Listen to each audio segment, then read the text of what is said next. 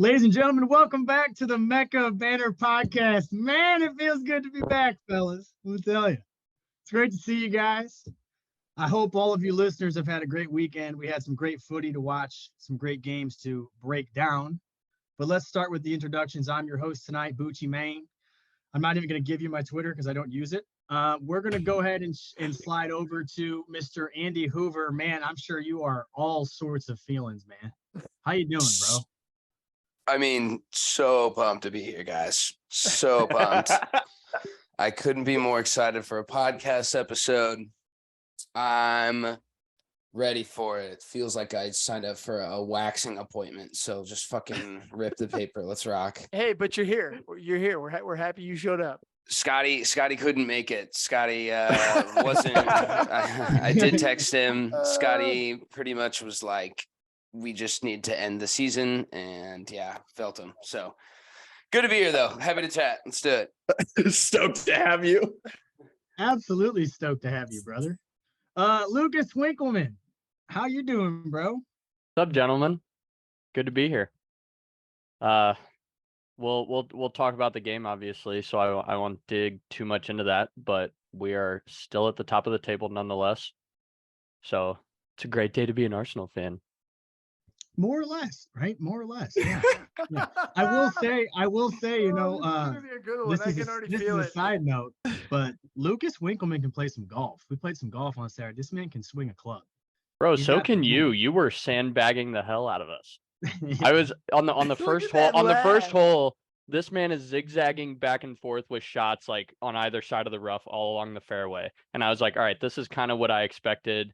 I have no idea how much Butch plays golf. And then every hole from then on out, he did not hit a ball that wasn't straight as an arrow. I was so confused. But yeah, we took a loss to him and Christian in match play. It was a fun day, though. Fun day. Mr. Sandobri, I see you got Harry Kane's big old head behind your head. How you Looks doing, great. bro? I'm doing well, man. I'm doing well. Out of one tournament. Yeah, he looks great. Out of one tournament and into another final. So kind of a weird week to be a United fan this week. But nonetheless, Ten Hag, 2 finals, first season. Can't complain, fellas. So happy to be here. Happy to dive into it today. Yeah, congratulations on getting into another final. You know, I'll save my analysis for later on, but congrats. Our other United brother, Mr. Henry Wine, how are you, sir? Great, bro. I'm great, fellas. It's a great day, and it's a great week to be a Manchester United fan, as always. I am really excited to go into some of these games today. I feel like there's just so much to dive into this week. Yeah, stoked. Thanks for having me. You know, I will say, Henry, that's an interesting picture choice because it looks like Lindelof's poking the ref's butthole. That was intentional. Clip that. Whatever you do not smell this finger. I just thought I saw America's future. Okay. Teaching America's future. Lindelof had a great game, though, I will say. Sure did. Last but not least, we've got our Chelsea fan. Oh my God, that's hard to say. I feel bad for you. But we got Nick Haflinger here tonight. Hafey, how we doing, bro? You know, hey, we're not doing too bad. Chelsea did not play this weekend, so my weekend was not ruined by them. So I was pretty happy. I will say I'm very happy to be back on the podcast.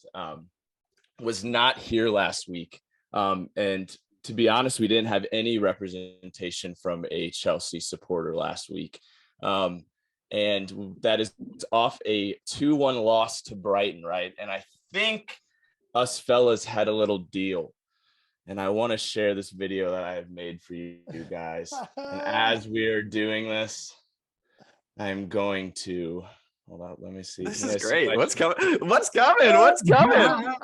Can you see my screen? Yeah, bro. Can you hear it? Good morning, Mecca of Banter. Yeah. It is Tuesday, April 18th at 7:00 in the morning. I was unable to attend. Oh, I'm so jacked. And as you guys know, we made a bet. And the bet is that the person who doesn't show up after their side loses has to wear the opposing jerseys for the week. Now I'm going to be doing Unreal. the boys may not know that I am, which may play it to my side. So here's the jersey lineup for the week. I'm gonna be alternating between these disgusting kits. Look at these, bro. Let's go. Stay tuned for the week ahead. I will say, and shout out to Dobes for this because he honestly put me on. This is the ugly kit I'll be wearing today. But You've never looked better, bro. I've never seen a soccer That's kid insane. tucked into some khakis before. I said top button gang all week. you saw it. Day one. Yes, the Look at the disappointment. mirror picture. Watch The it. Look at the disappointment. mirror pics, bro. Oh, you're so sad. You may not think I'm wearing it at work. Here I am. Worldwide Technology. The ATC. In the Advanced Technology Center. There's that ugly crest. Oh, you You're poor a guy. champ, bro. This is. Oh my God. You want to talk about integrity? Yeah, bro. I was gonna give you shouts for that, dude. This is the next level. Everything like that. So far so good. I'll keep you updated. Oh man. Or wearing the jerseys, but I'm very lucky that at work I'm allowed to wear sweatshirts because I get to hide these ugly ass jerseys all week. It is an ugly Liverpool kid. Look how cute you are, bro. Oh, inside out, yes. Inside out. Ah, This one under this was not going. It was going to be see-through, so I had to throw it inside out so the boys wouldn't see. Because I'm going over to Dobes' house. Secret mission: wear Manchester United jersey at Connor Sandovi's house. Oh, that's so fucked. That's in your bathroom. That's in his bathroom. That's oh, unreal. So Oh, fucked. that is so funny. I should have had the heat on blast. Sunday. Today United is playing Brighton in the FA Cup, so I am not wearing a Manchester United jersey. But we shall see. I'm rocking this one all day today. I think this is like the third time I've worn it this week. But yeah, almost done. Home stretch. Incredible. yes. That is fantastic. Nick, That can you is break down? yes. Can you break down the Class. video? For our Butchie, listeners. you owe us about Oh. 4 of those. Yeah, Yes, dude. I had game. Bro. Your season just started. Yeah, I had Let me games tell on you. Monday.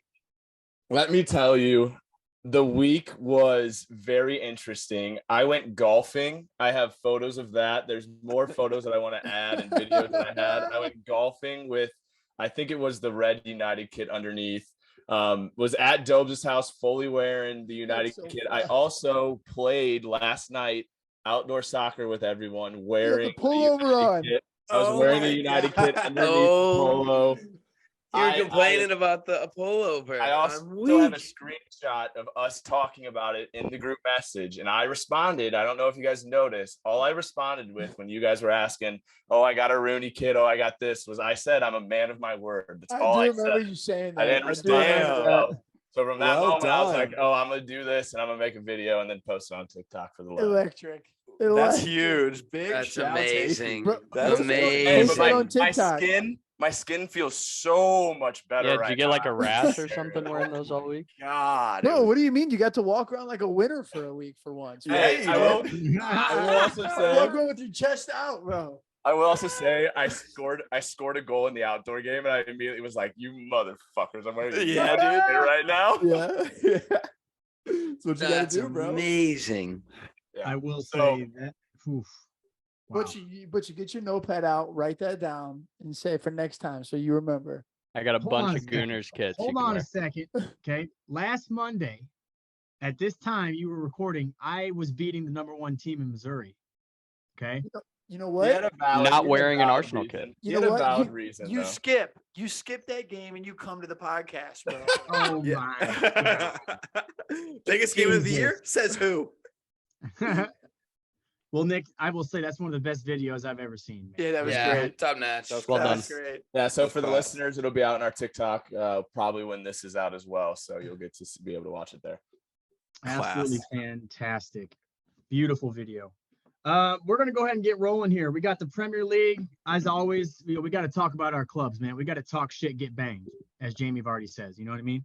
So we're going to start with Arsenal, who played Friday, April 21st, at home against Southampton. Oh, my God. I was absolutely buzzing when Southampton went up 2-0, and I was like, man, I got to text Winks, man. And then I didn't text Winks because they scored, and it really hurt my feelings because I wanted to just talk shit. So, Winks, can you talk about this game and the frustrations that you may have had? Because I think you might have, in a sense, you might have blown that momentum that you've been carrying for so long. Just say it, boys. Bottled the title. You might Hasn't have hasn't happened yet. Might. A lot of Hasn't games happened left. yet, so it will. Thanks, Link. Love the confidence. That's exactly what I said. Thanks for twisting that. Yeah. What you said. No, yeah. For those who didn't see the game, we drew Southampton at home 3-3. There's a lot to unbury here, and I don't want to go too far in depth because at the end of the day, it was 3-3. We got a point. But to start out with the lineup, Fabio Vieira started, and he's traditionally been the sub for Xhaka all season. Xhaka had some sort of illness. I don't know if I would have necessarily played him to start. I think that, we all know that Trossard's had an incredible season with Arsenal when he has played since January. So I feel like starting him over Vieira made sense here. Not a knock on Fabio at all. He's a great player. But just the way Trossard's been performing, even Jorginho in terms of maybe having a couple more build-up options out of the back, knowing that, we're playing Rob Holding at center back right now. I think that Partey and Jorginho might have been a shout in that sense too. But it definitely sucked to watch, an unfortunate error from Ramsdale at the beginning of the game, doing his best De Gea impression. Worse. Yeah, Way worse. seemed to rattle us quite a bit. I know that the Emirates was pretty quiet there, and then they scored the second. And I feel like when most of our clubs go down 2-0 quickly to teams that they shouldn't, we're all just like at a loss for words a little bit. I know I definitely wasn't the start that I was expecting out of the boys that typically are the ones that are hot off the start. I think normally, we've seen it all season. Ramsdale makes that pass well 9 out of 10 times all season. So I'm not sure, and none of us were keepers, so I don't know the exact science behind it, but looking back on it, to me, hindsight's 2020. I don't know if that early in the game, that's the right pass you make. I feel like you either, put it wide to a wing back if they're open, or you just get it out of there. I feel like that's too dangerous of a ball to play that early in the game. Nonetheless, it happened. And, I've been saying this for weeks too. Not having William Saliba in the back sucks so much. It's not necessarily a knock on Rob Holding. He's done fine collectively. He's nowhere near Harry Maguire status or anything, but just the presence that Saliba brings is, it hurts a lot not having him in there. And I was reading a bunch of articles this morning, and Sky Sports put one out that Saliba's season might be over, which blows even more. We were reading all these different reports, we were expecting him to be back for the Southampton game. And then when he didn't play, we were expecting him back for the City game too, but he's been ruled out for that game. And, a lot of these articles are saying that he's done for the season. He hasn't recovered from his back injury quite like everybody thought he would. So, his absence makes it way harder, but doesn't change what we need to do moving forward, I don't think.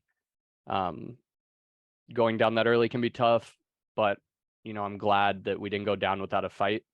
It's nice to see that if we can go up 2-0 and then concede 2, that we can also do it the other way around. I feel like we threw the whole kitchen sink at him at the end of the game, and couldn't find one more to get the 3 points. But Saka, Odegaard, and Martinelli all had fantastic games. Gabby Jesus, apart from, the back line, was probably one of the players that didn't perform up to the standards that we're used to him playing. He lost the ball quite a bit more than he normally would. So I think it'll be interesting to see how or if Arteta chooses to start Trossard next game in his place, or what the lineup will look like in general, and how we'll choose to utilize him. But by no means are we in a crisis of any kind. I don't think. We're still at the top. City still have to win their next 2 games to go ahead, and so do we. It's as simple as that. Seem pretty calm over there. I don't know if I'd be feeling the same way if I were in your position. Well, it's just because you're moody. I was talking to Griff. I was talking to Griff about this, Winks, and I'm sure you agree. But he was essentially talking about the importance of Tomiyasu and how if Tomiyasu was healthy, then in these big games you could just slide Ben White straight back into center back. 100%. I think that's a massive loss. And I don't know if we want to talk about the City game now, but I'm happy to. Yeah, and I'm sure all of our TikTok algorithms are the same. We've sort of all seen that Gary Neville clip going around of like before the season, if you were asked if you could play one game and that game would decide if you win the title or not, you'd take that in a heartbeat. And Arsenal is still in that position right now to where you have to go to the Etihad down a Saliba. So like talk us through the road of emotions, because I've seen all over Twitter, Troops, I feel like it's a terrible representation of the Arsenal fan base, but him essentially saying they've already bottled the title. So like talk us through where you're at, because I feel like Nate's a little bit more confident. So I'm curious as to where you're at. Yeah. So I'm very eye test is super important, but when it comes to this stuff, been doing a ton of research since Friday on stuff for this game, as far as stats go, and you look at the lineup and not seeing Saliba in there will hurt a ton.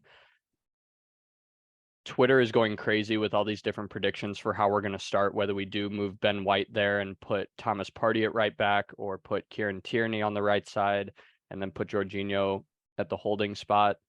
But I have no idea what he's going to do. I think that I'd love to see Trossard start the game. I have no idea what would be the best use of moving people around our back line. I'd love to see Ben White go into the center back role, but Thomas Partey's talents at holding mid would be wasted at right back, I feel like.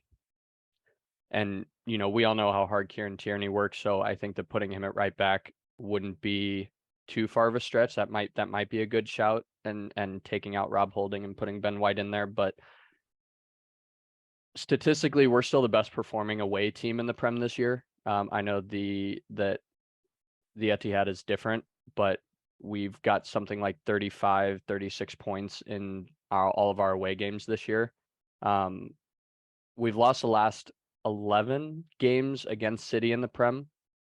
So I think that, Wednesday is going to be a true, which is crazy. But I think that Wednesday is going to be a true test, for this group of youngsters. And I'm glad that Southampton obviously would have loved to get 3 points, but I'm glad that the Southampton game ended the way it did, where we were the ones that were coming back. Not that we had to play City off of a game like West Ham or Liverpool where the other team came back and tied it. It's tough to give a prediction, I think, knowing these things. City's almost fully healthy. I don't know if Nathan Ake is going to be back or not. I know he had a knock and was out for a game or two, but we're missing Saliba and Tommy. I have a weird feeling there might not be a ton of goals in this game, though, for some reason. And assuming how much you guys love talking about how we've dropped points in 3 straight draws and are bottling the league or whatever, you guys probably think differently. But I have a weird feeling it's going to be close and low scoring. You guys win as a hat trick. If you get, since like November, I've been saying that City's going to win the league just because I think they're better. But like, if you guys win on Wednesday, like that's the true testament, like that you guys deserve to win the league. Like 100% after that, if you guys go to the Etihad with City, what is it like? They're on like an 8 or 9 game win streak. I think they've tied once in that span, but like in this form, if you guys go there and get a result, like, yeah, fair play. I'd clap for you, but I don't see that happening. Not a lot of people do, but that's where Vegas makes their money. Arsenal are going to shock the world on top of the table the entire year. Yeah, no way. I said it with Griff on our Mecca Moments too, that like when we were talking about the second half of the season, I was like, I feel like you guys would have felt the same way at the time too, but Newcastle and City are two toughest games remaining on our schedule, so they'll, continue to treat every game as a final. And it's going to be interesting to see what lineup Arteta puts out for sure. I said it in the Mecca, but I think Dobes was talking about it a lot. I think on one of the podcasts before, the fact that Man City has been fighting for a title for the past 5 years, and Arsenal hasn't been in this position in a very long time, I think is going to benefit them a lot in these final games. So I agree with you. I'm very interested. They're a lot more used to the pressure than our guys are. This is the first time that a lot of our guys are playing for a Prem title. Yeah. So, and then also one thing I will say before I actually have to jet out of here, after watching the Arsenal game that you guys tied against Southampton, I know it's completely different circumstances to like Chelsea and where they're at, but watching a lot of the Arsenal players like drop to their knees in exhaustion after like giving it their all, I hadn't seen that in a very long time from watching Chelsea games. So that is something that I was like, wow, like, yeah, they tied 3-3 and it wasn't a good result in the first half, but they definitely left it all out on the field. Arteta is a bottled title away from achieving what Ole did. Like, just saying. Yeah, 100%. And yeah, I mean, come on. Like, I think what happens is City win on Wednesday, and then Arsenal drop more points on the back half of the season. I think that whoever wins this game, truthfully, is going to like go on and win the title. And I just think that even if it's a draw or like a loss from Arsenal's perspective, I think the gap is going to get a lot bigger than what it could be if Arsenal win this game. So I think that'll be interesting too. Like, I don't want to say that it's the make or break for the season, but it is the make or break for the season. What a fixture. Apologies if my boss for some reason listens to this, but I have a fat meeting on my calendar Wednesday afternoon, and I will be watching every single second of this game. Yeah, dude. Oh, Butch, we can't hear you, brother. We lost you again. Here we go, Grandpa. I will say it's been interesting. Like, there's a misconception that like I don't want Arsenal to win the title because I have so many friends that are Arsenal fans and I love talking shit. Like, if Arsenal stop the treble, like fan fucking tastic. But also if you guys bottle it, like even better. Like it's like a win. It's like a win-win situation. Like I have 100%. zero faith in us beating them. Yeah, 100%. yeah. And that's going to be a tasty preview later on in the episode when we talk about Arsenal City. We're all going to be, you know what, man, I'm off 6th hour on Wednesday, and I'm going to have my feet on my desk, just absolutely chilling like a villain watching that game, man. Winks, I'm going to blow your phone up, man. Just be ready for that. Butch, what did we just talk about for 5 minutes? Yeah, I know. I was saying we're going to preview it later. You know what I mean? We're going to preview it later. We'll just hit it twice. We'll hit it twice. Yeah, we'll hit it twice. Hey, listen, we had some good games on Saturday. Fulham beat Leeds 2-1. That's a good win for Fulham as they push for Europe. Brentford and Villa with the 1-1 draw. And I'm going to be honest, that's something that I kind of saw like happening. Two good teams. We've talked about Aston Villa being a team that's really shot up the table. You know, shout out to them, man. They're just doing great things over there. Crystal Palace 0-0 with Everton. Leicester with a huge win against Wolves 2-1 in their relegation battle to stay in the league. And then the last game on Saturday to round it out, my Liverpool Reds defeated Nottingham Forest 3-2 in a thriller of a game. Congrats, man. Yeah, no wonder you're here today, bro. Yeah, no, fucking A. You know, man, it was a good weekend. I haven't had many of these. I need you guys to, sympathize with me there. I haven't had many weekends where I come here happy. That's 6 points in the last 2 games. Yeah. And your last win before that was, what was your last win before that one? I don't remember. For Leeds. I think it was United, right? Might have been United, but all I know is that it was so long ago. We don't remember. No, true. And we made another final by then. Yeah. I will. God dang it, man. I will say this. My blood pressure is a lot lower than it was, so I feel better physically. But the biggest things I want to talk about from this game is, first of all, Nottingham Forest showed up to play. And I think we can all say that. They scored 2 goals. They looked pretty good. They played us well. They battled us well. Morgan Gibbs-White, I think Henry shouted out in the Mecca, whoever gets this kid, if they go down, they've got a good player coming in. I will say that wholeheartedly. A goal and assist. My biggest takeaway is that Diogo Jota is finally starting to come alive. He's had a really rough season. He's been injured for 4 months. He's not scoring goals. He's not doing what he was doing last year where he was just a bagsman. And he scored in our last game, and then he had a double over the weekend to help us win this game, and that's something that I've been waiting to see, because I genuinely feel like this entire season, if Mo Salah doesn't score, Liverpool doesn't score. That's how I felt. And, Mo Salah's got 16 goals, 7 assists. You look at everybody else, like Nunez has 8, but everybody else has like 2 to 4 goals. It's been so lopsided and one-sided to Mo Salah that I'm looking at Jota and I'm like, you're finally healthy. We need you to kickstart this back run of the season of games that we have. Yeah. And you also don't have to play Nunez all the time. And like, that should be like a goal at least that he misses typically. So potentially someone else can put it in the back of the net. True. Nunez hasn't had a great season. I get that, but it's nice to see Jota back. Luis Diaz came back. He was out for 5 months. We all know he's an electric player. I think he's going to be a huge part of us pushing for either Champions League or Europa League for that 4 or 5 spot. How about Trent Alexander-Arnold? 3 assists in his last 2 games. I know we talk about his defensive woes, but I think we can all say that offensively these last 2 weeks, he's really, really done a lot for us in getting us 6 points. What do you contribute that to? What do I contribute that to? Yeah. In what way? Like what's the difference? Obviously he's been ass all year, and not saying that he was defensively great, because he was at fault for a couple of the goals over the last 2 weeks, but 3 assists in 2 games, like that's huge. Is there anything different going on? I don't watch Liverpool all the time, so like I wouldn't know the difference one week to another. So is there anything different going on? I don't know necessarily if anything different is going on. What I do know is that he looks confident the last 2 weeks in terms, especially offensively, he looks confident.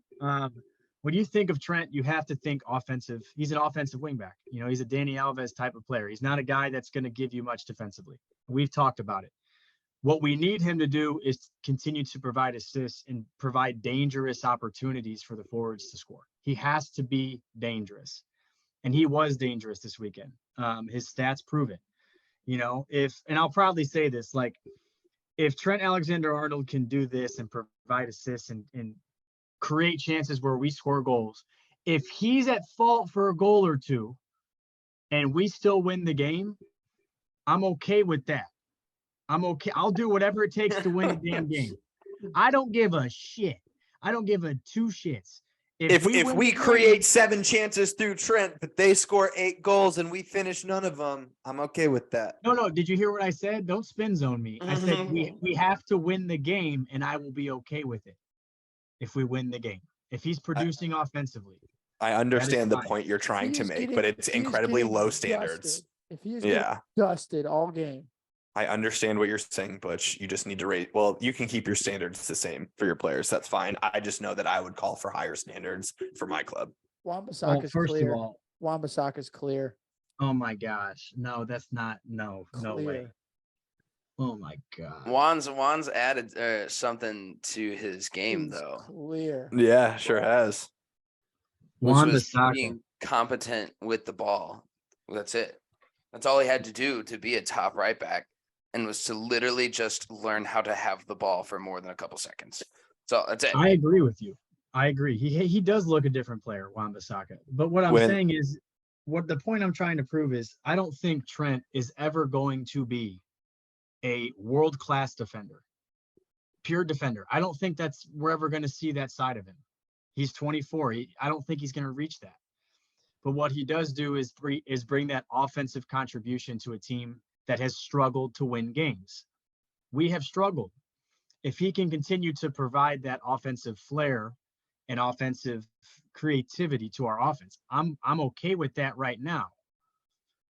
Because we have to win games. Mm-hmm. If we don't win out, we're not making it. It's that 7th place standard that's creeping in. Hey, you know what? I'm just gonna be happy if we get fifth right now, because I'm looking at the table. We are on 50 points. We have a game in hand over Spurs and Villa, who are right above us in fifth and sixth.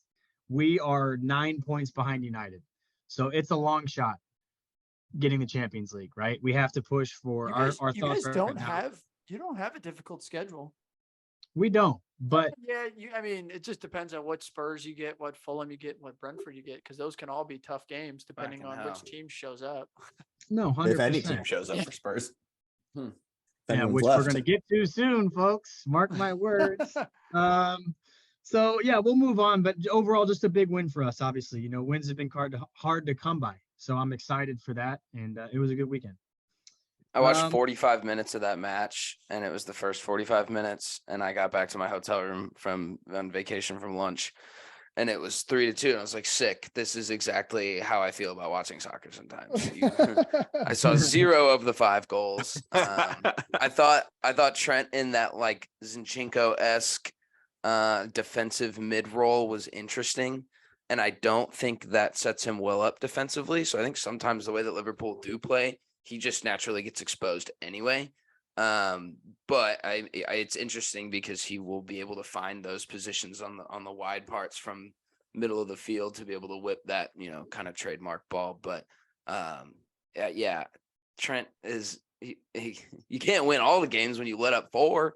Like I think 24 is not too young to still continue improving. Like, Very I think true. that's the thing, is his defensive like attributes have not gotten better at all. If anything, they've gotten worse. That I know. That's why I'm saying I don't think he'll ever be a world-class defender, Yeah, because like- I don't see the improvement going this way. It's going down. You should just play as like an 8 or somehow figure out to play in the midfield, because he is class going forward. But it's I don't think he'll do enough running for it though. Like I don't think he has 1v1 is his biggest issue. Like Yeah. and like he loses a mark and can get skinned in a quick step over, but going forward he's electric. I agree. No, that's perfectly well said. I agree. Let's move over to Sunday's games. We had a 4-0 win for West Ham. What a big win for them. What a big Huge. win. That's like a couple Huge. weeks in a row where they've picked up points. That's huge. I think all of us can agree we don't want to see a team like West Ham go down. You know what I mean? No. Like they're too good to go down to the second division. balls. No, I want wanna West see Ham to him go go down down. so bad. Yeah, I would out. Declan Rice for Get 20 them million. gone. Bring Oh. Mikel Antonio for 5, bro. Yes. David Moyes, man, keep him afloat. And the last game on Sunday, man, oh man, Newcastle 6-1 over Tottenham. And let me tell you something. This is literally how the game went, chat. I went to my Keurig. I put a Keurig cup in my Keurig. I pressed the start button. I was gone for 4 minutes. I turned around. It was 3-0. 3-0. I had a hot cup of coffee. I almost spit that shit out. I couldn't believe it. It was 3-0 inside 6 minutes of the game. Who? Break this down, man. I was gonna set my microphone. I was gonna set my mic down. What an intro to that game. Well, I can't break it down because I didn't watch it. I will preface this entire conversation with the fact that I was on a flight from kickoff and I landed at full time. And in hindsight, that was the best decision I've ever made. So yeah, landed and I was like frantically checking service to just potentially look at a score, you know, while we're 20 minutes out on the flight, and it finally came through and I was like, I laughed. I laughed. I told you guys we'd get thrashed at St. James. So I do feel good about telling our listeners that the Newcastle money line was the play and that there was just no scenario where they showed up today. Did I expect that? No. I haven't watched any of the highlights. I haven't watched anything, but I saw Jacob Ramsey's pass on the third goal for on Twitter or something, which was it was great. Sick. So I don't have a ton of tactical analysis. They set up in a 4-3-3, which is something that the fans had kind of hoped for in some capacity because it's been so stagnant and not working. going to St. James probably isn't the location to attempt to do that with Pedro Porro and even Perisic as very much so not traditional wing backs. So apparently they got skinned. They looked horrible. Eric Dyer is still my center back at the club, and the extension is coming this week. It was a damn shame for Pat Bissar. I saw he got subbed. I have really, really high hopes for that kid, and I think he'll excel in his future. But he got subbed off for a redemption pick from Davinson Sanchez, who only let in one goal for the rest of the game. So at some point, you got to feel good for that guy. Yep. This Dude, is it, right? It was my favorite thing. So for those that don't follow Andy on Twitter, like pre kickoff, the last tweet he posted before he flew was the panic on this app because we're running a back four. Let this off-brand content cook. Literally 5 minutes into the game, down 3-0. Like, it was the funniest like string of events that I saw. Watching the game. Yeah, look at scoreboard. Look at Andy's Twitter, looking for like reaction updates, and that's the last one. It was perfect. Hoove, I think we can agree here that Stellini completely got it wrong, and I think he was a little bit out of his depth trying to do that. Cost him his job. Yeah, so much so that he got fired. Yeah, he's gone. Yeah, the Stellini thing. Yeah, I think number one, the issue is he should have never been in that position.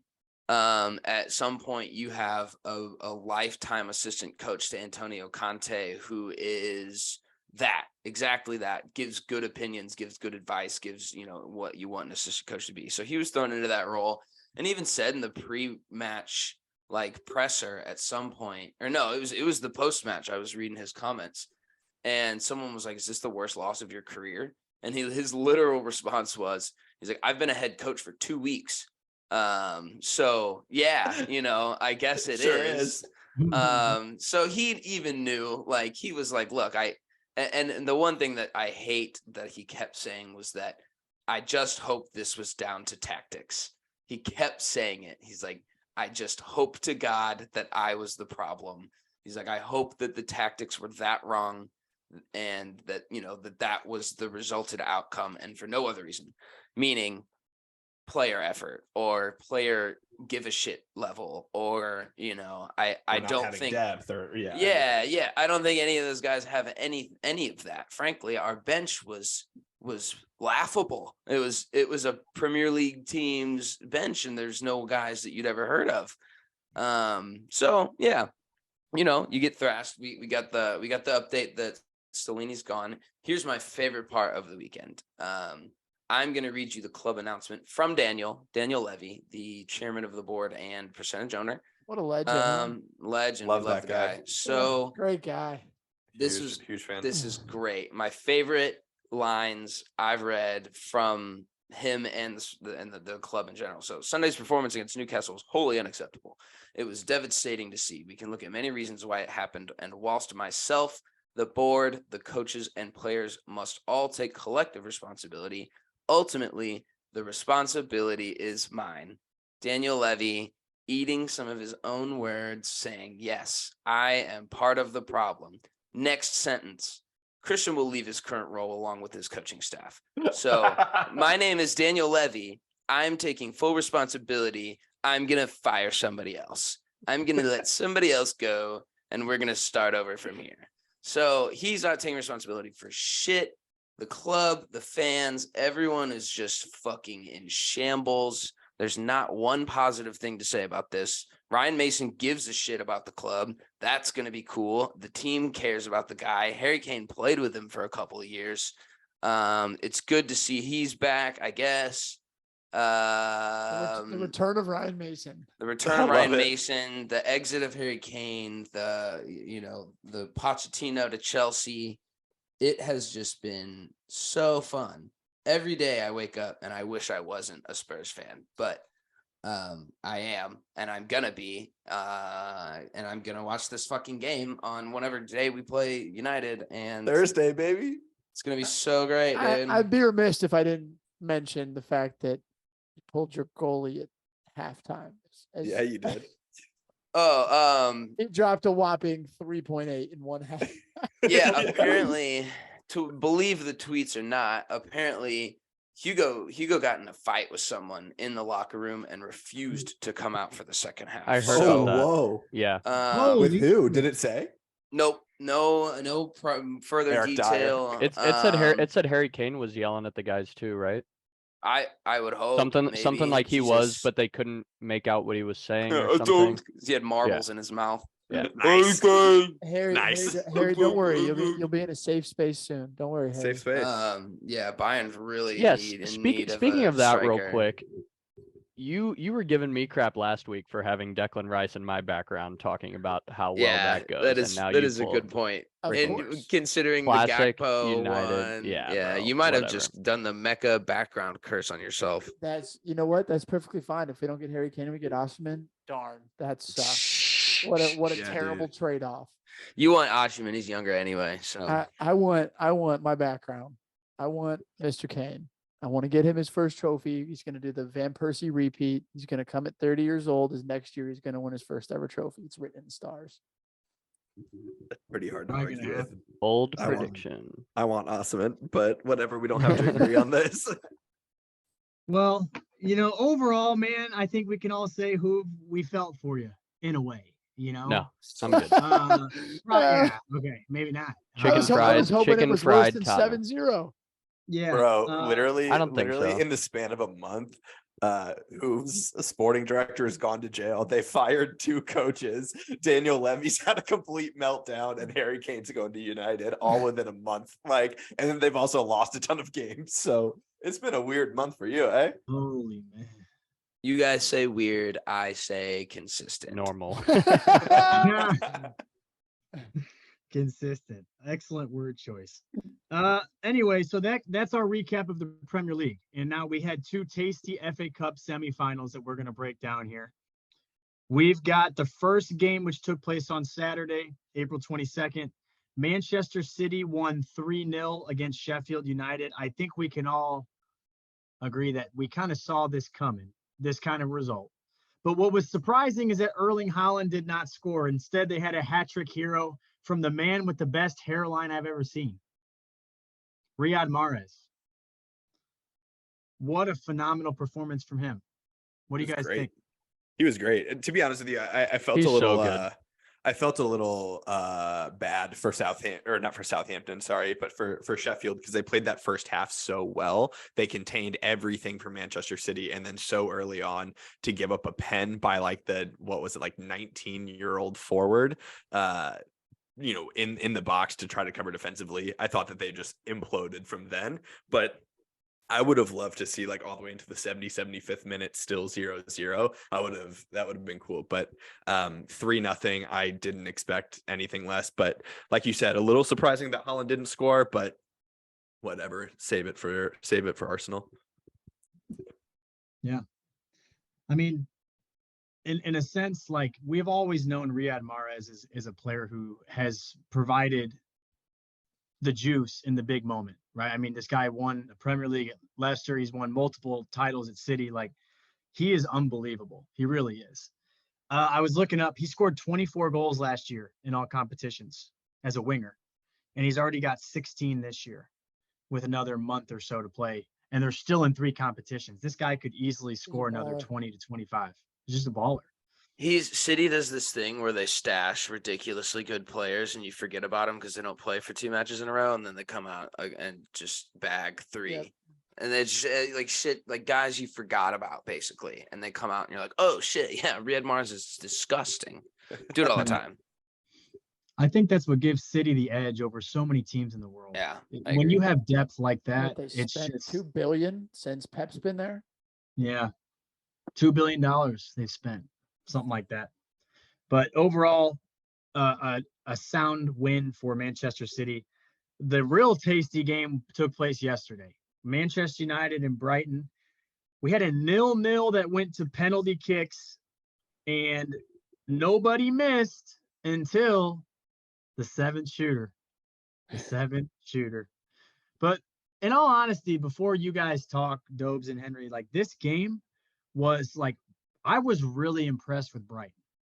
Now, United did well on the counter, I thought, but man, Brighton's combination play, their ability to play these little one-touch intricate passes in tight space and these runners off the ball, like they're fun to watch. It's so good. They're so good at their system and how they build up. It's fun. Yeah.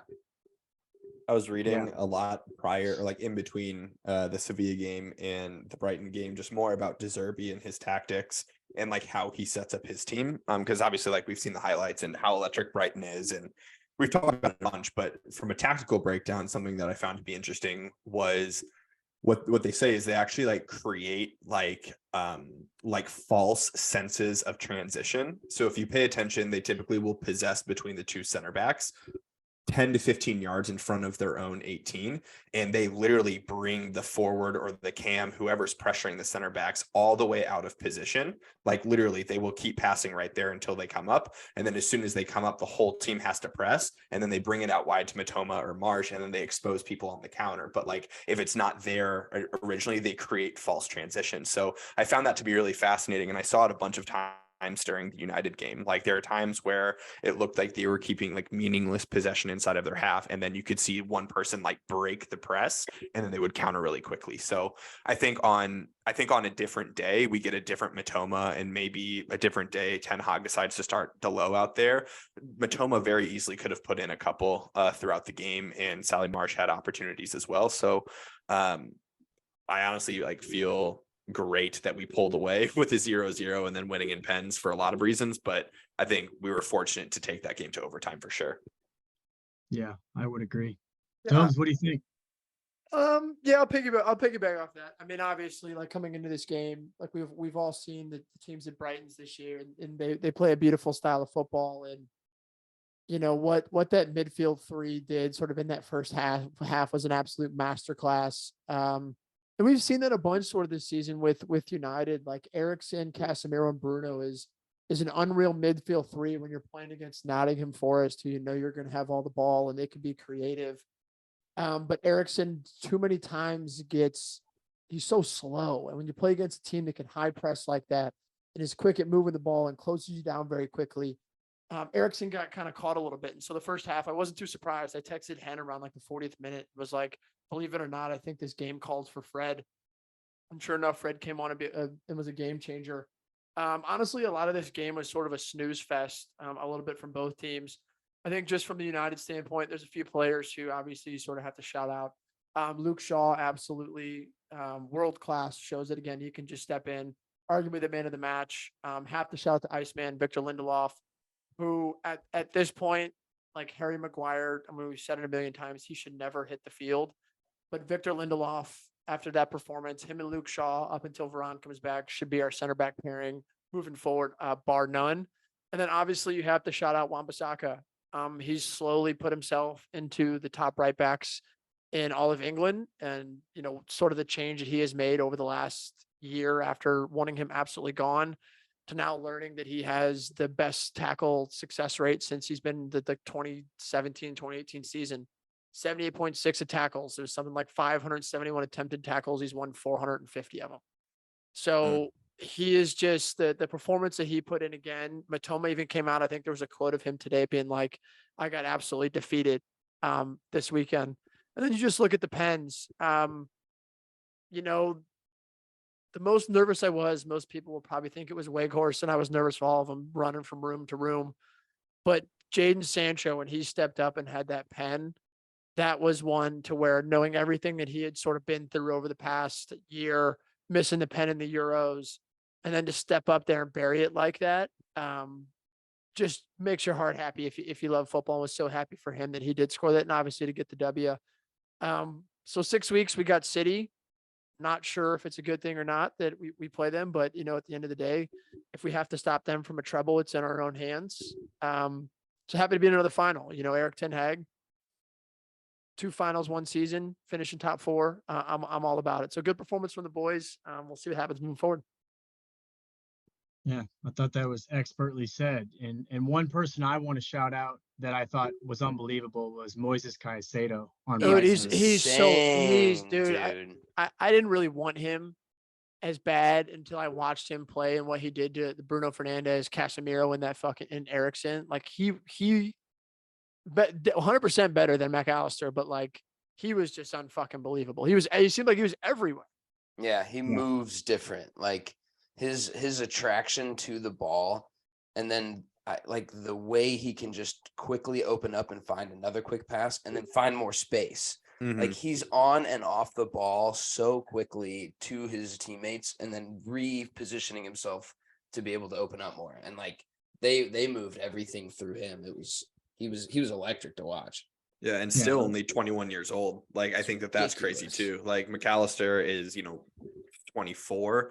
But I thought it was interesting that we got to watch both McAllister and and Caicedo together, because like those are two people that are at least targets for Manchester United. Doesn't mean it's going to happen, but we also saw why like Caicedo was so heavily linked with Arsenal in the January transfer window. Like recognizing that kind of talent in a midfielder that young, especially, I think he is going to be a top player as long as he continues to be part of teams and good programs. I think he'll be really solid for a long time. His favorite team 2 months ago was Arsenal. Now all of a sudden his favorite team is Real Madrid. Yeah. So I think this dude just wants to get the fuck out of Brighton. So any top club that'll take him, he'll go. I would take him in an absolute heartbeat. I also do think you just have to, like that Brighton team. I can't say it enough that like they played the brand of football that I wish United was playing. And I feel like that's the best compliment that you can give somebody else, is the way that they played in that first half is how I wish that this United squad could play. Yeah, and it's like funny too. I guess like people always talk about, or at least like I think with Ten Hag, like I knew that he had to come in and like tighten up the defense like right away when he came into this team. But then like next year, I'm assuming that we'll be seeing a lot more of like the possession and the moving forward. De Zerbi's come in, and like while Potter instilled like a really good philosophy while he was at Brighton, De Zerbi came in right away and was like, yeah, we're not waiting till next year to do this. We're just going to do this now. And they've done it so well, when in reality, I would put like a lot of United starting 11 against Brighton starting 11, like pound for pound, and like typically take the United player. I just think it's interesting that like they can implement that so fast, and we're still waiting for it next year, hopefully. Yep. Yeah, 100%. Well, that's going to be a really tasty FA Cup final, which we will preview for you all in about a month's time when that game is about to take place. That'll be tasty, man. Wembley, it's going to be rocking. You guys are going to be nervous. You guys are going to get so sick of me for the next month and a half saying that we're in a final. Oh my God. Here we go. I would love to be there. Book the flights in Istanbul, I think is what Klopp said. Well, let's transition. There's one thing that I spoke to you guys about before we started tonight, and we're going to talk a little bit about Bundesliga. We're going to talk a little bit about Serie A. Before we do that, let's really break down this STL City game, because the boys from the Lou went up to Colorado. If it weren't for Roman Burki, we probably could have lost this game 4-5-1, to be honest. And we're gonna give him some flowers tonight. We're gonna show him some love. But I'm gonna let you guys like break this down. What were your highlights from this game? What are some of the highs and the lows from the performance you saw on Saturday?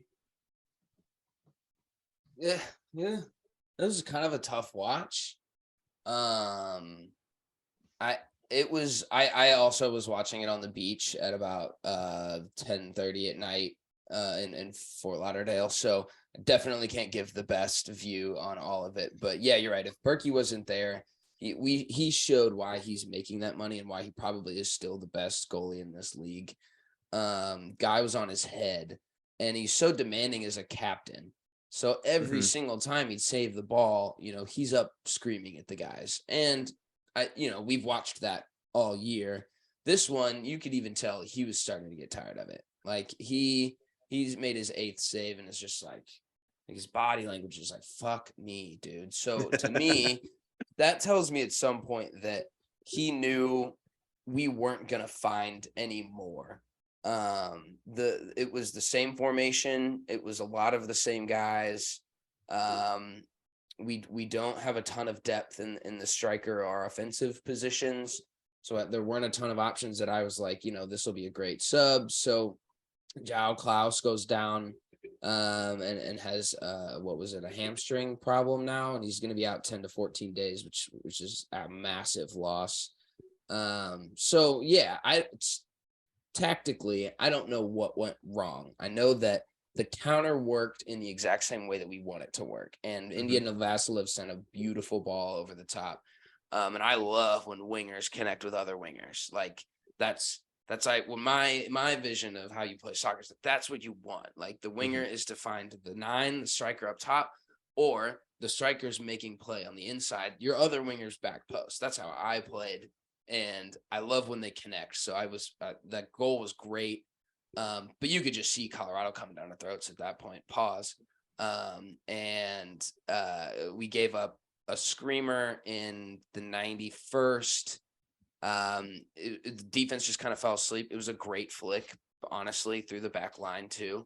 But yeah, it was a bummer. Once you go that goal up and you're holding on to a lead and letting up a lead at the end and still coming away with a point, that's always going to feel like a loss, even if we were definitely not the better team. But yeah, that was definitely kind of what I saw. Yeah, I think what was like not working for us in the first half is Colorado sat 3 guys on our back line. And they were playing on the defenders. Like they got called offsides, I feel like 6 times in the first half really quickly because they were trying to push the line as high as possible. So there was a couple of times where Burki had to make, really quick saves because we were so high up. And Colorado was fine giving up a couple offsides calls if it meant continuing to put our defense under pressure. So that was the entire first half. Like we couldn't make an adjustment. And then also, Akil Watts got his first start for us in the center midfield instead of, Indiana. I don't really know how to evaluate his 45 minutes, to be honest with you, because I feel like we just consistently got run through. And was that his position to sit a little bit deeper in front of the back four? I don't know, but he got subbed off his hat at half. And as soon as Indiana came on, like you said, the game changed as well. I just think that we're going to continue to go up against teams that are going to try different tactics with us. And I think, keeping a really high line on that offensive side is something that it's going to give us trouble in the future. We know that Burki likes to come out. He's fine, like sweeping, but he wasn't quick enough to come out and sweep last game. He just like stood on his head on the goal line, which is fine, but that's not going to happen every game. So I think that was the main tactic that I saw in the first half that gave us so much trouble. And then chalk it up to Indiana or not, we seem to have a lot more sustained pressure and sustained amounts of the ball in the second half. So it was interesting from a defensive side for me. Yeah. I think, one thing that I liked about this game, the only thing that I'm going to take about us getting a draw is we got to see the leadership from Burki. I don't know if you guys saw today, but he made some comments in the news and he was not happy with the team in general. And I think I'm glad that this happened early because now the guys that were out there playing can wake up and say, man, we really let our captain and our goalkeeper down. We let our team down. He basically called the team out. He said, look, we were making all these saves. The back line was doing all this work. And we felt like some of the guys in the offensive positions just weren't doing enough is what he said, quote unquote. And I like that he said that. And us tying the game actually gave us a chance to say, hey, he's right. You didn't do enough. The back line was getting murdered all game. Burki was standing on his head for 90 minutes, and that can't happen all the time in this league. You're going to get beat. So it's good that they learn that lesson now so they can learn from it and build on it as a group and just keep moving forward. That's my big take.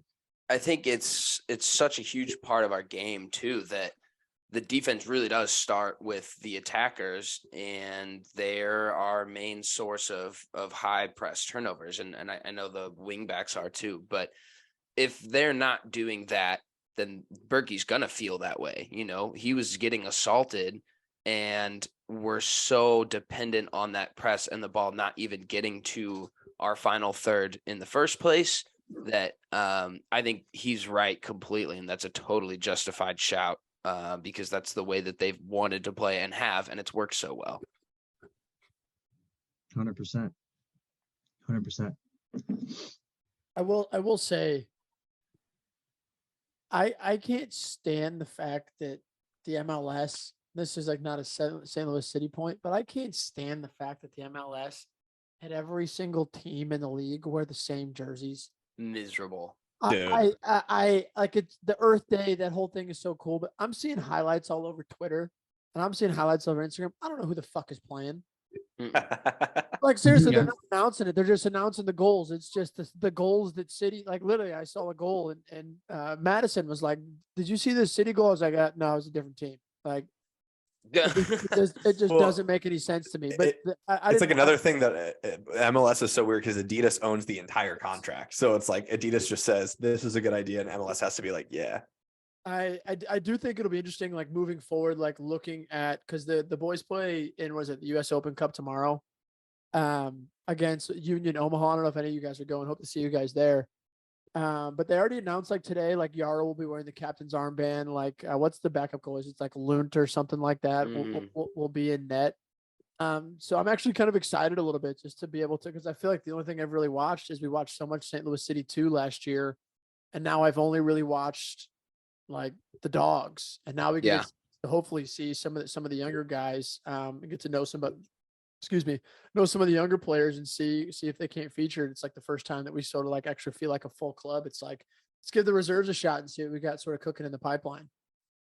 Yeah, this is like our first round FA Cup match there we go, kind of baby. thing, like it will be cool to see some rotation, and whether or not those guys can implement the same, way we play. I'm curious to see how many changes there are because we are not deep. Like we do not have that deep of a team in terms of strength on the roster. So definitely looking forward to who's playing what there. Is there any update? The only thing I saw on Klaus, at least, I don't know if you guys, sorry if you guys said it, but like I saw STL City Van Talk, whatever, tweet today, 10 to 14 days. I don't know if anybody's seen anything else. Like, do we know how long that he's potentially out for? I think it's just kind of what Carnell alluded to. 10 to 14 for I guess a hamstring strain. Okay. And then Sam Adrian on his way out potentially as well. And I was following those Barstool Van Talk, the St. Louis City Van guys, and they were like, wait, that's an insane decision. Like, we don't have strikers. Like, why are we letting this kid go on loan or transfer? So yeah, we don't. That'll be an interesting role to fill for sure. Because he's not good, and Lutz has a plan. Oh, that plan involves my Brazilian from Merseyside, Roberto Firmino.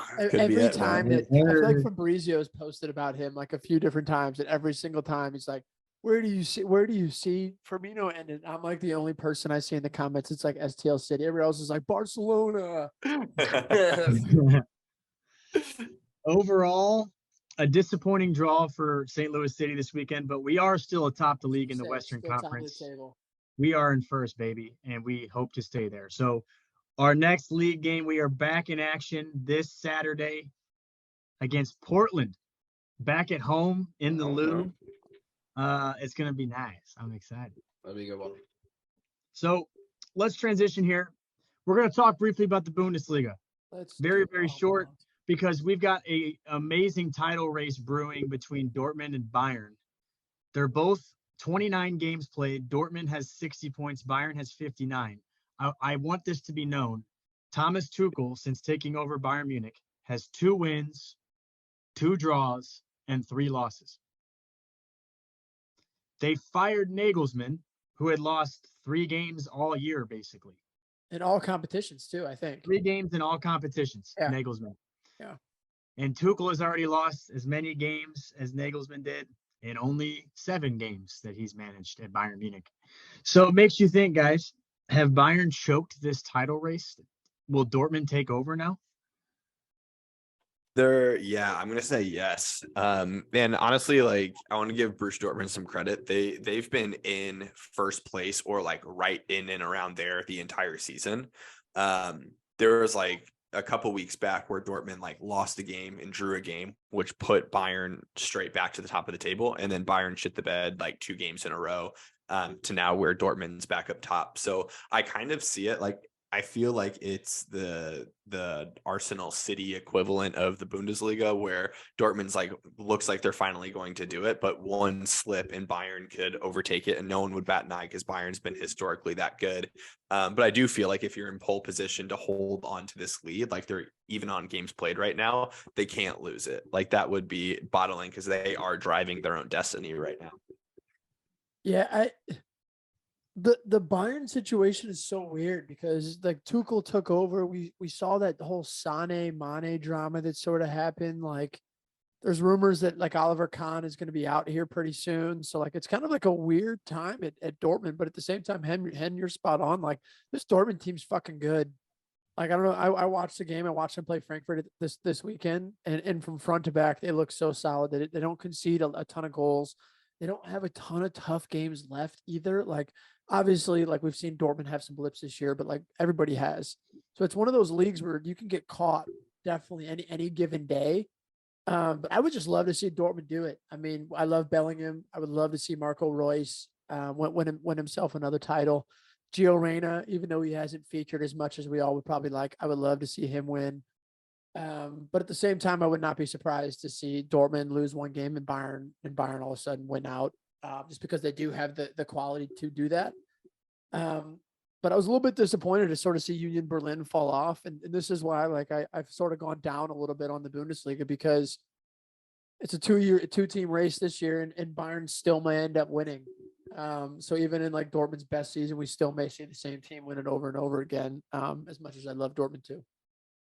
Yeah. Dortmund at some point earlier in the year, I remember mentioning on the pod that they did have some defensive Swiss cheese. Like, oh yeah, there was a while there and they were still getting points. Like they were still winning games because they can score 5 or 7 in a game, but they were letting up 1, 2, 3 in a lot of matches. So I think that was definitely been an adjustment they've made, and they've been so much more locked down since, the last time that I probably mentioned Dortmund on this podcast. So good for them. Yeah.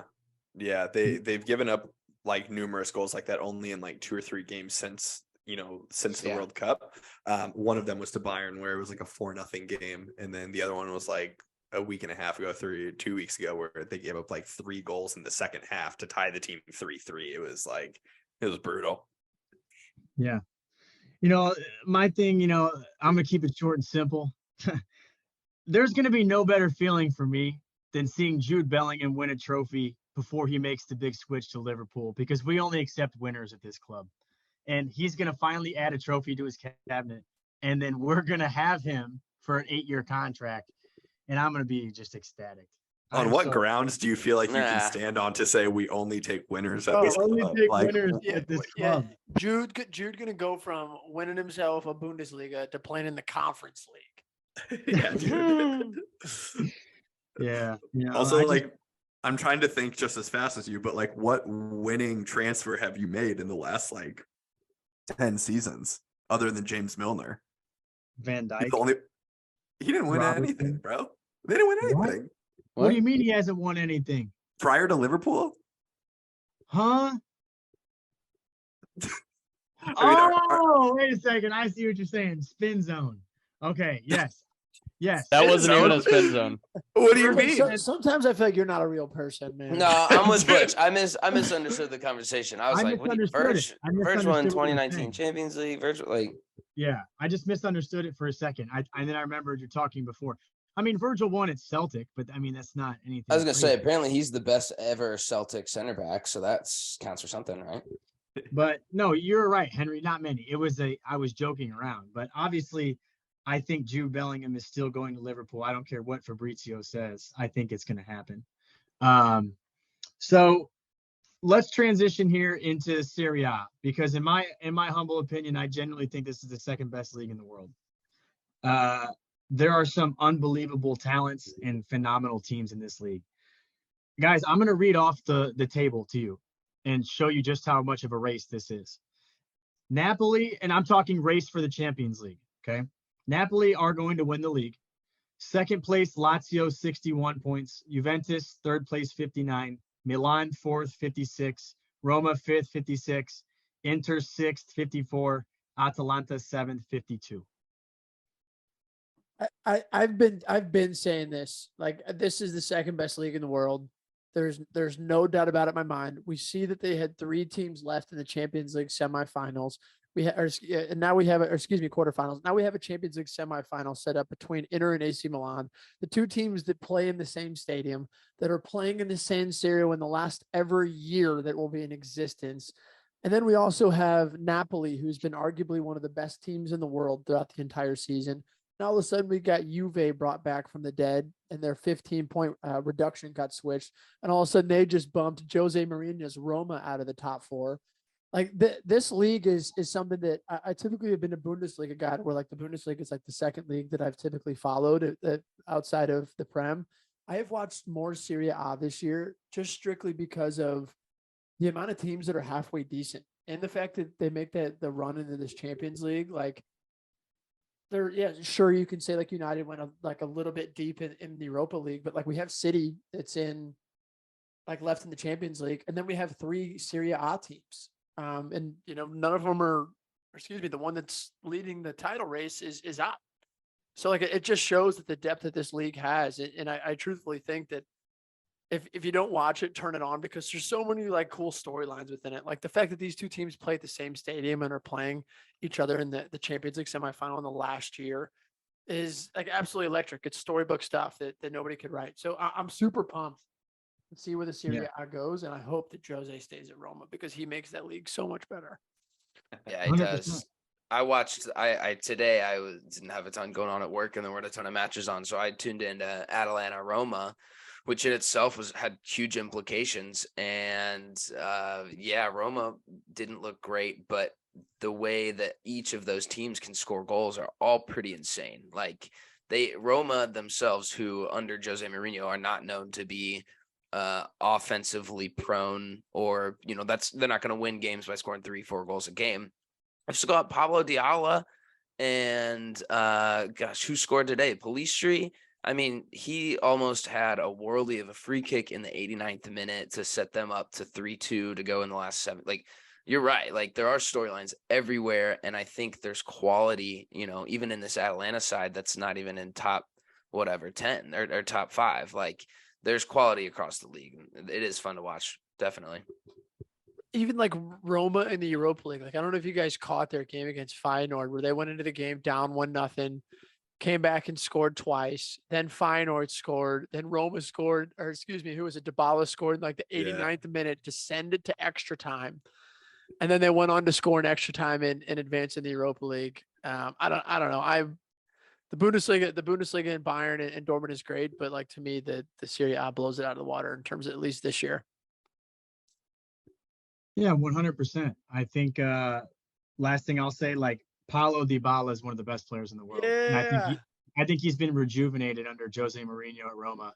Do you guys see these videos of the Roma fans singing Dybala's name? Like, so sick. Him just like sitting down and just taking it all in. Yeah, he has like tears in his eyes on the bench when he gets subbed off, because there's like 80,000 Romans just screaming. Like, could you imagine that kind of atmosphere? I don't even know how I'd react, man. All right, last thing we're going to get into, it'll be very quick. We will not do a factor cap this week. Instead, I just want to ask all of the fellas on this panel, give me your score prediction for Arsenal City. Ooh. I'm going to start with Andy Hoover. Give me your score prediction. Let's make it quick, baby. I have some emotional weight on this game for sure. We're going 3-1 City. 3-1 City for the Hoove Magoove. Let's go. Lucas, you're going last, baby. I love you very much. That sexy little mustache you got there, but you're going last. All right. Dobes, you're going next. I was hoping you went hen.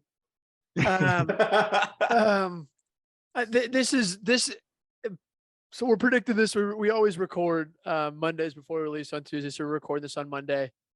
The lineup means a ton to me, just to sort of see who Arsenal rolls at back 4. If they go holding again, there's just in no world that Erling Haaland is not just going to absolutely eat holding alive. Like we may get holding back bald after fucking Lose that hairline. the hairline will be gone. But depending on what Arteta can sort of set up here, like I by no means think that that City is just going to roll over. City does have the experience; they are at home. But I'm sort of with Winks' comments earlier. I think it's going to be a low-scoring game, a 1-0, 1-1, potentially like at the most 2-1. Because I think Arteta just knows City. He knows Pep. He knows these players. He's played against them. Yes, there's a bad record, but at the same time, if this Arsenal team can get up for this game, and like I just pray to God that either way, I'm going to take City 2-1. But I pray to God it's like a Prem classic. Like I pray that we get an incredible game because these two teams have been the best two teams in the Prem, like bar none, the entire season. And I hope we don't get like a 3-0, 4-0 City or vice versa. But I'm going 2-1 City. I do think Arsenal has a better shot than people are giving them credit for. But the form that City's in, it's just so hard not to pick them. Yeah. No, great shout. Hen, what is your prediction, my boy? I think it's actually going to be like a 2-0 City. I think it's going to be kind of the opposite of what you're hoping for, Dobes. I think that City is just going to put on a masterclass, and I think that's what it's going to be. Like you said, the lineup's going to be so important, but if you see Holding in there, and I don't even know like what fully the midfield will look like if Xhaka's back fully, I don't know, but I think it's going to be capitalized on one mistake that Arsenal make, whether it's Holding or somebody else. They're going to score, and then I think Arsenal's going to like shit themselves for a little bit, and then I think it's going to be a 2-0 capitalizing on opportunities. I do think Arsenal's going to play it defensively. I think they're very much going to look for a tie. So I think that they're just going to sit back. Tie's not good enough though, based off the result. They have to go for it. That's what makes so exciting. I thought if they get a tie, because then it would go to goal differential. Yeah, bro. They have to get a result. That's what. Well, then I think that they're going to be stretched and they're going to be open. They're going to lose 2-0. All right. I'm in. Here we go, Winks. Let's hear it. Butchie, how about you? Yeah, Winks, I'll go quick before I hand it over to you, but I know this is going to make your ears bleed, but I genuinely think City's going to win 4-1. I think City's going to score 4 because the last time these two played, it was a 3-1 win for City at the Emirates. They're at home in a title race. That place is going to be rocking. Southampton just hung up 3 at the Emirates, so stop it, bro. The Emptyhad is not going to be electric, bro. It's not going to be rocking. It'll be something. Not going to be rocking. City fans. There might be more Arsenal fans. Yeah, at that the stadium City than fans City fans But had it's gonna Wembley be into a fucking library on Saturday. Anyway, I think 4-1. I just think City will be too dominant. I think they're the best team in the world right now, bar none. I'm gonna leave it there. Winks, what do you think? 2-1 Gunners. I think it's very, very lineup permitting. 1-1 or 2-1, but we need a win, like Dobe said. So I'm gonna take the 3 points happily here. But very, very lineup permitting. If Trossard doesn't start, I hope he gets in early and makes an impact. But I think that we saw the run of games Saka had after missing a pen before, and he was one of our best players last game. I don't see that streak ending. Martinelli's on a heater right now. Odegaard's playing incredible. So I think we're going to break him down. It almost seems like Arsenal's scoring bunches. Like when you guys start hot, and you get like 1 or 2 like off the back. And then like all of a sudden I texted Nate on Friday, like if you guys had 3 more minutes, you guys win that game. So like I think depending on what start you get from Arsenal is so key to how this game goes. Because if you guys are playing from behind against City will pass you guys to death and then somehow like find a way to get another one. So if you guys can get one early and sort of make City have to be stretched a little and then use Martinelli, and I think you start Trossard on the break, like I think that's an ideal scenario for how to get a result. But yeah, I mean we've seen it this season though, and you guys have complemented the style of football that we play. We can play the exact same way. 100%. So it's gonna be an absolute. Hopefully it is a generational Prem game on Wednesday, but if it's not, it'll be a tactical masterclass nonetheless.